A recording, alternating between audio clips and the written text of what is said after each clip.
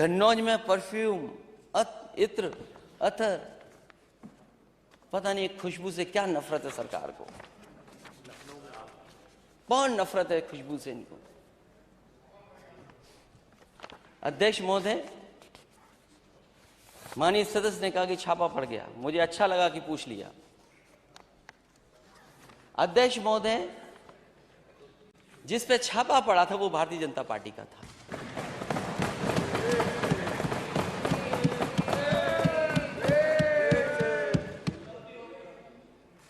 अरे अध्यक्ष महोदय, मैं माननीय सदस्य से कहूंगा अध्यक्ष जी से मिल ले चुपचाप, क्योंकि कानपुर के जिस उद्योगपति पे छापा मारा गया था उससे समाजवादियों का कोई रिश्ता नहीं था, क्योंकि चुनाव उत्तर प्रदेश में था। समाजवादी लोग कैसे बदनाम हों, समाजवादियों पे कैसे आरोप लगे, इसलिए वो छापा मारा गया। और गलती डिजिटल इंडिया की थी, क्योंकि जिसने इत्र का और परफ्यूम का लॉन्च किया था उसका नाम भी पी जैन है, वो भी कन्नौज का रहने वाला है, वो भी उसी मोहल्ले का है, उसका भी कारोबार कानपुर में है, मुंबई में है। पता नहीं कंप्यूटर में क्या दिखाई दिया डिजिटल इंडिया में कि जिसके यहां छापा मारना था उसके यहां छापा नहीं मारा अध्यक्ष महोदय, अपने यहां ही जो काम करता है, जो बीजेपी का ही समर्थक था, उसके यहां छापा मार दिया। और अपनी खीज मिटाने के लिए इन्होंने फिर दोबारा उसके ऊपर छापा मारा। ये तो छापामार सरकार है, और ये कोई नई चीज नहीं है। जो दिल्ली में रहता है वही छापा मारता है। पहले भी सरकारें थीं और ये भी सरकार है। कम से कम बीजेपी के लोगों ने कांग्रेस पार्टी से कुछ अच्छा सीखा है, क्योंकि कांग्रेस पार्टी भी छापा मारती थी। बीजेपी ने कम से कम कांग्रेस के रास्ते पे चलने का काम किया है। बीजेपी ने अब बहुत नए नए विधायक जीते हैं, माननीय सदस्य जीते हैं, इनको पुराना इतिहास कांग्रेस का पढ़ना चाहिए।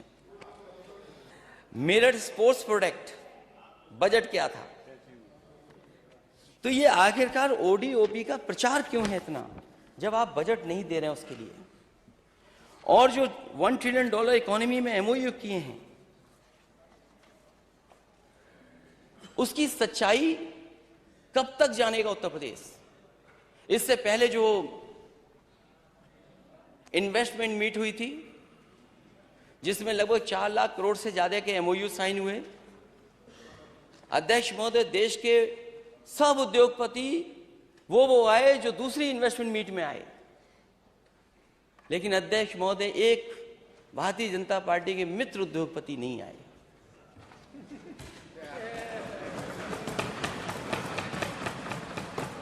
कहां 2 नंबर का प्रचार हो रहा था,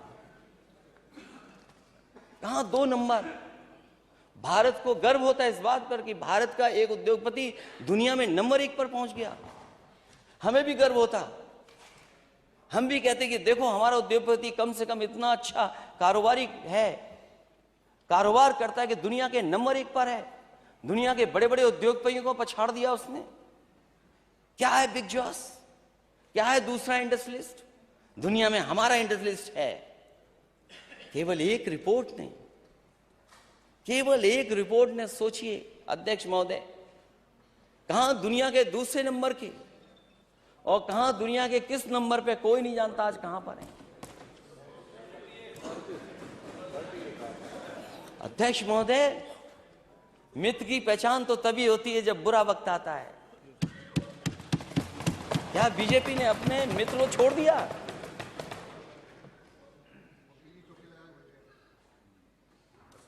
अपने मित्र को छोड़ दिया? अरे कम से कम इस इन्वेस्टमेंट मीट में तो आते मित्र। और अगर मित्र को छोड़ दिया तो हमारे जो माननीय वित्त मंत्री जी हैं वो एक्सप्रेसवे से कैसे लखनऊ आएंगे?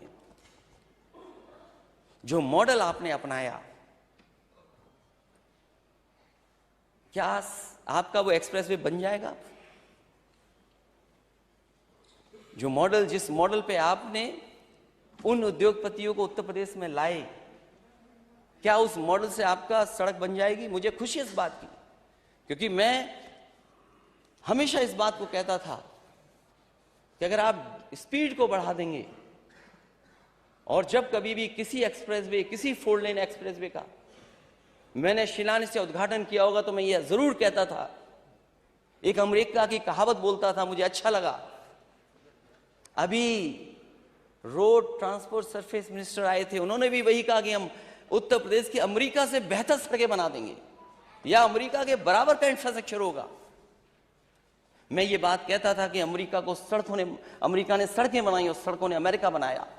और मैंने कहा अध्यक्ष महोदय हमेशा कि if you can double the speed, triple the economy. नेता सदन, शायद ये बात आपके समझ में आ गई होगी जो मैंने कहा कि if you can double the speed, you will triple the economy. और आपका एक्सप्रेसवे कैसा बना है? पूरी गाड़ी अंदर चली गई, लोग बड़ी मुश्किल से बाहर निकले। अगर मुझे वीडियो मिल जाता वो, तो शायद दुनिया में देखने को मिलता कि असली शूटिंग ये होती है।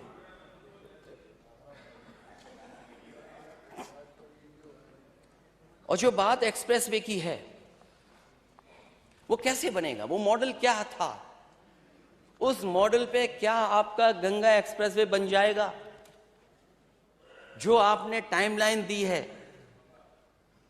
जो आपने समय तय किया है, क्या वो एक्सप्रेसवे बन जाएगा तब तक?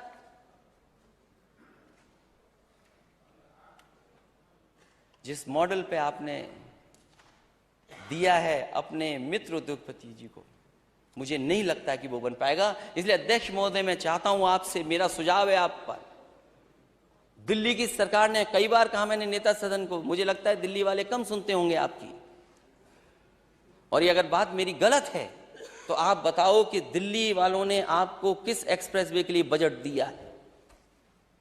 ये मौका है, आप अपना एक्सप्रेसवे दिल्ली वालों को दे दो और कम से कम दिल्ली वालों से बजट लेकर के बनवा लो। नहीं, ये बनने वाला नहीं है, क्योंकि जिनको आपने दिया उनके साथ आप खड़े ही नहीं है।